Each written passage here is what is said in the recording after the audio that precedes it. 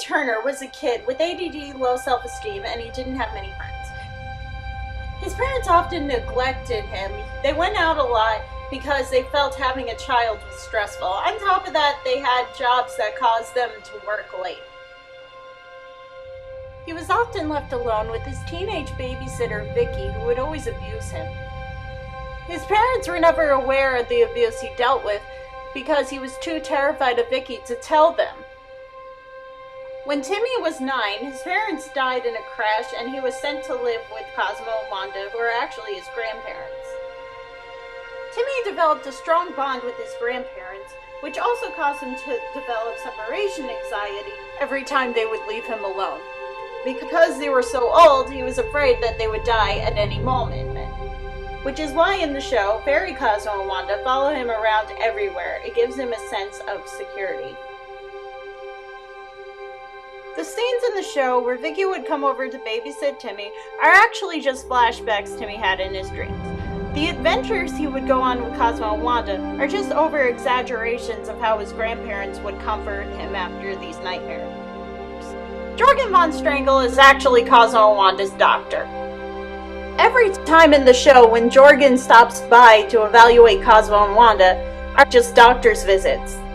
Wanda is in good health, while Cosmo has Alzheimer's.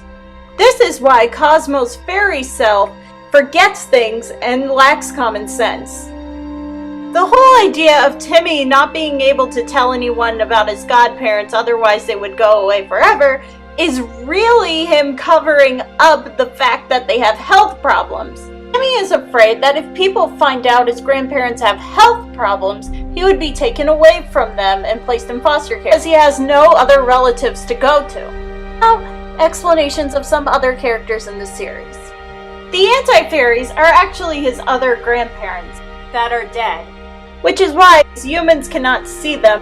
Timmy never knew much about his other grandparents. He was never shown a picture of them, nor did he know their names.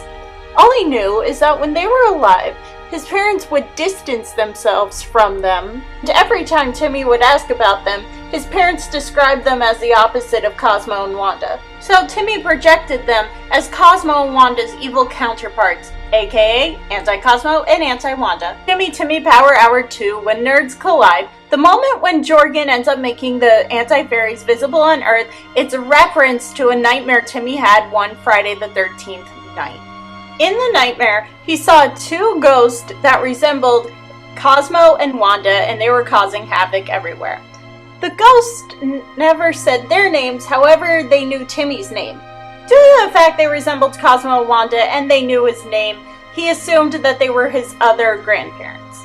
Pixies are corrupt CPS workers. And last but not least, Mr. Crocker.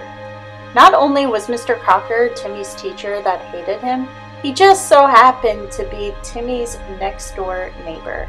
He was pretty creepy and would stalk on Cosmo, Wanda, and Timmy. The whole idea of him trying to expose the existence of fairy godparents is really him just trying to prove that Cosmo and Wanda are not fit to take care of a child. Luckily for Timmy, no one ever believed Mr. Crocker's findings.